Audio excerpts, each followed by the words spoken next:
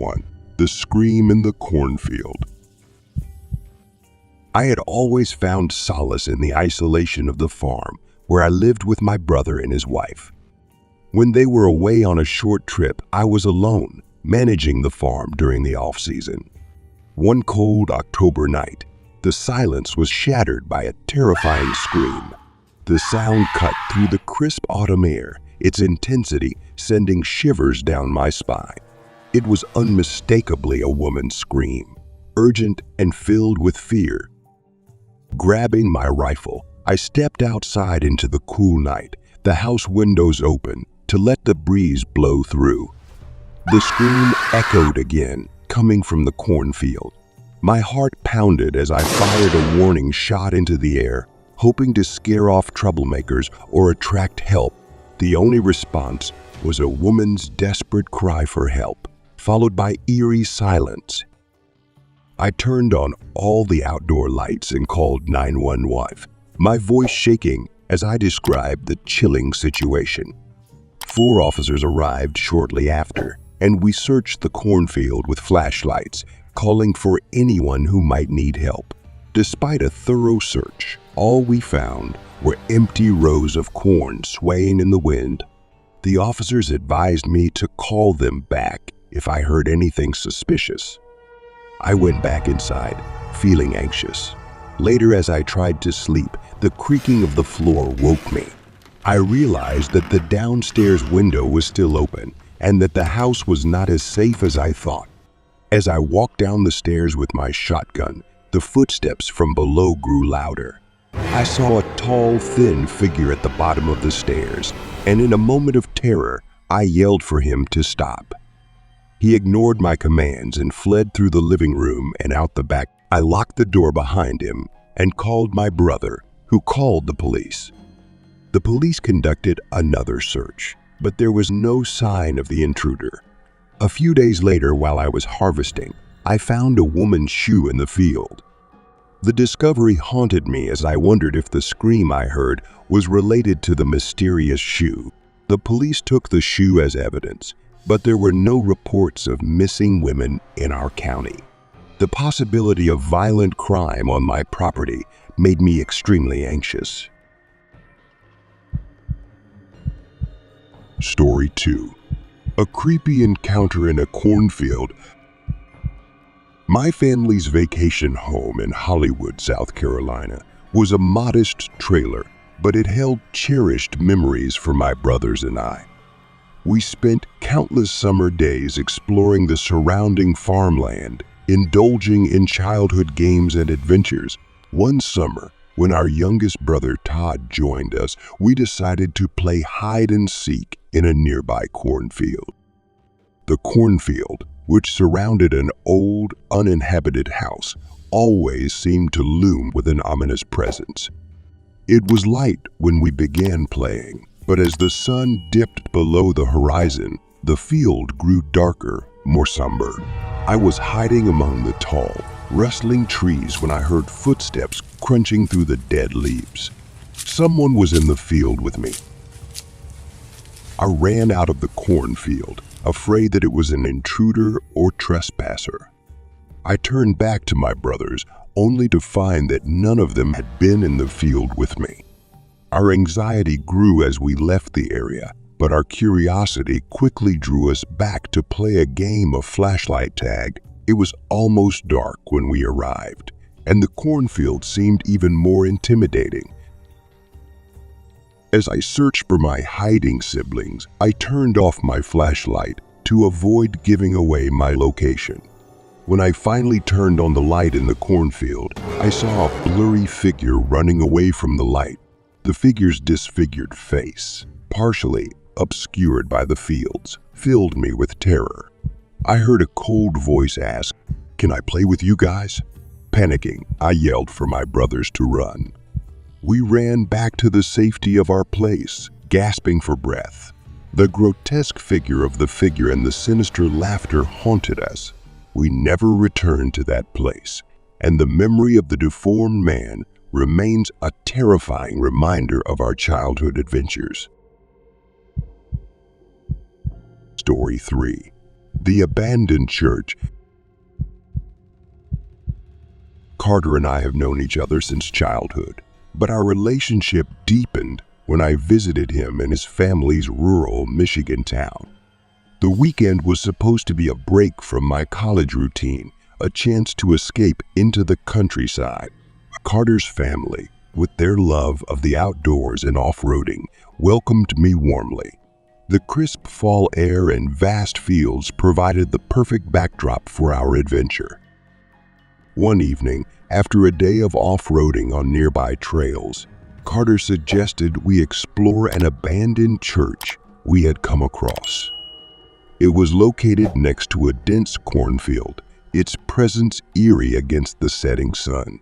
The thought of a ruined church intrigued us, and we decided to return later on our mountain bikes equipped with lights.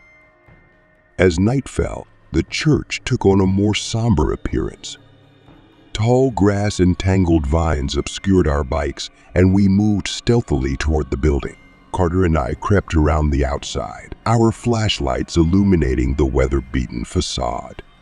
Looking through a dirty window, I saw what looked like a silhouette slumped over one of the pews. Its stillness was unsettling. At first, I thought it was Carter was skeptical, thinking it might be a homeless person. We tried the front door, but it was boarded up. We checked another window for a better view, only to find that the figure had disappeared. My heart raced as we realized that the figure wasn't just a figment of our imagination. Standing on the other side of the window, looking straight at us, was a man with an uneasy look in his eyes. He was no ordinary man. His presence was terrifying. Panicked, we fled back into the cornfield, our search for our hidden bikes hampered by the darkness. A loud noise from the church and the sudden silence of the night added to our fear. We heard rustling in the cornfield, approaching us. We sprinted through the thick corn stalks, branches hitting our faces, until we reached the safety of the open road. Carter's father picked us up, clearly distraught by our harrowing story. We returned with him the next day to retrieve our bikes, only to find the same figure lingering by the church window. Carter's father's reaction, confusion mixed with fear, added to the terror of the night. If you enjoyed this creepy story, be sure to like the video and subscribe to our channel for more stories that will leave you shivering. Story 4. The Whispering Woods. Ever since I was a child, my grandparents' house in rural Oregon had been my summer retreat. The sprawling grounds were surrounded by dense woods, where I spent countless hours exploring. The woods had always felt mysterious, but I had never felt afraid until that summer. I had returned home for a visit after years away at college. My grandparents were on a trip, so I was home alone. It was late August, and the air smelled of pine and earth. I enjoyed the solitude, often wandering into the woods to escape the pressures of academic life. One evening, as dusk fell over the landscape, I decided to take a longer walk than usual. The woods seemed denser than I remembered, the tall trees forming a canopy that blocked out most of the fading light. As I walked deeper, the usual sounds of the forest, the chirping of insects and the rustling of leaves, were replaced by an unsettling silence. I carried a flashlight, its light cutting through the spreading darkness. As I walked, I began to hear faint whispers. At first, I thought it was the wind playing, but the whispers grew clearer, forming disjointed phrases that seemed to echo around me. My name, my thoughts, personal memories, all were whispered softly, almost as if mocking my presence. I paused, trying to determine the source of the whispers. The flashlight flickered, casting strange shadows. The whispers seemed to come from every direction, making it impossible to tell whether they were approaching or retreating. I felt a chill run down my spine as the whispers grew louder, blending into one continuous whisper. Suddenly, I saw a flickering light in the distance, almost like a lantern swaying back and forth. Curious and terrified, I followed the light, hoping it would lead me to some form of civilization. Whispers followed me, growing more frantic as I got closer to the light.